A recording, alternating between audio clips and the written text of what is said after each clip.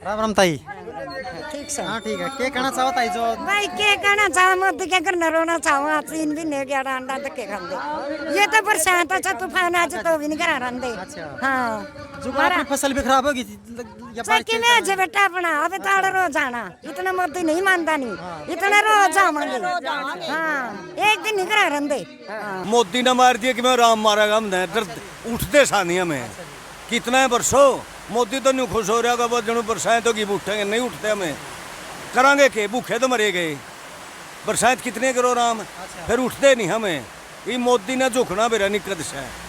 हाँ और क्या कहना चाहो जिस प्रकार फसल में भी नुकसान हो रहा है लगातार 8 महीनों से डट रहे हो तो आगे की क्या कार्रवाई रहेगी? फसल में नुकसान हो रहा है आगे कार्रवाई के इतने नहीं मानता इतने उठते वो नहीं आगे कार्रवाई यार चले सीधी। हाँ तो आप क्या कहना चाहो प्रधान जी?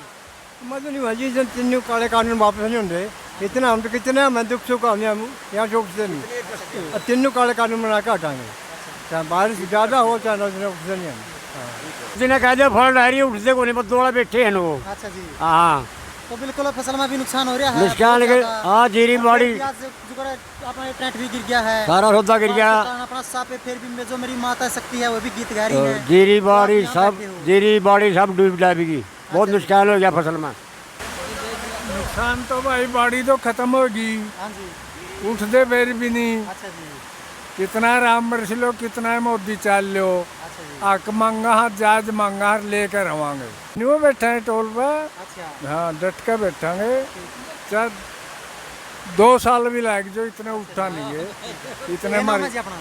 मियाँ सिंह कौन सा गाँव है जी? सुंदरपुरा। सुंदरपुरा। हाँ राम राम ताऊ। राम राम भाई भाई क्या कहना चाहो जो आज पे भाई हम नहीं उठते इनको बरसते में बैठे हैं अच्छा बीजन ला रहे लोग उनको और ना उठते कई साल में लो दे लोग मारा आख पर लेवांगे आख लेके उठांगे हम लोग। अच्छा जी। हाँ और क्या कहना चाहता हूँ जो आज 8 महीने ऊपर हो गया अपन देखने में। फसल सारी डूबेगी मारे मर दिए हम तो मर रहे हैं। अच्छा जी। हाँ भैया मार दियो मोदी मार दियो बराम ने मारे रखे हैं हाँ। और गला राम पड़े है। ठीक है जी। हाँ अब फिलहाल बात करांगे हमारे साथ मास्टर चांद बहादुर जी मुद्दा से बात करांगे। नमस्कार जी। नमस्कार जी। सर तेज बारिश हो रही है आज और किसान फिर भी डटे हुए क्या कहना चाहते हैं? पहली बात तो मैं आप साथियों का धन्यवाद करते हैं कि आप किसानों के बीच में आए और इसलिए आपको मुबारकबाद देता हूं, आपके दर्शकों को भी मुबारकबाद देता हूं। दूसरा किसान जो है ना 8 महीनों से जैसा आप सभी जानते हैं 8 महीने से डटे हुए हैं दिल्ली में भी और यहाँ भी। हम तो यहाँ तो 5-6 घंटे बैठने के बाद अपने अपने घरों को लौट जाएंगे। आप स्थिति का उनका जायजा लीजिए जो बॉर्डर पर बैठे हैं।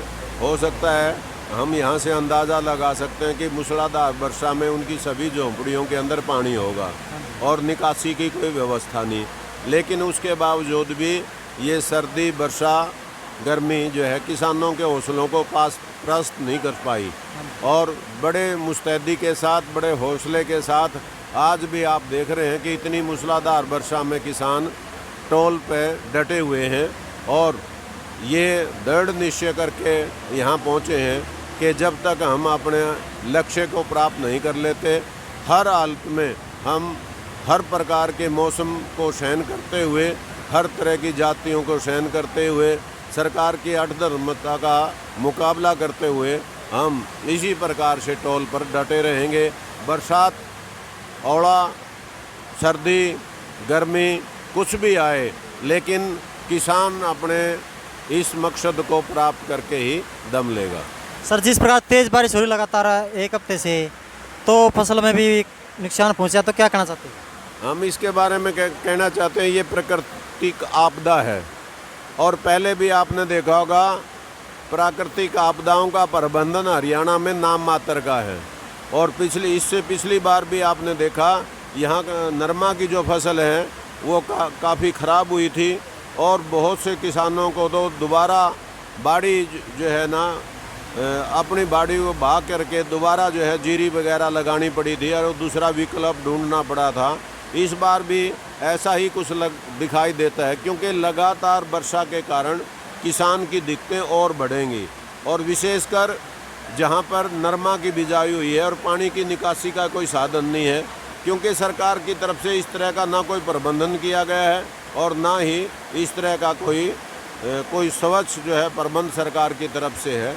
हम पिछली बार भी जो है सरकार से गिरदौरी के लिए बार बार जो है अपील करते रहे, लेकिन सरकार ने किसानों के पास जाकर कहीं भी गिरदौरी करने का जोखिम नहीं उठाया।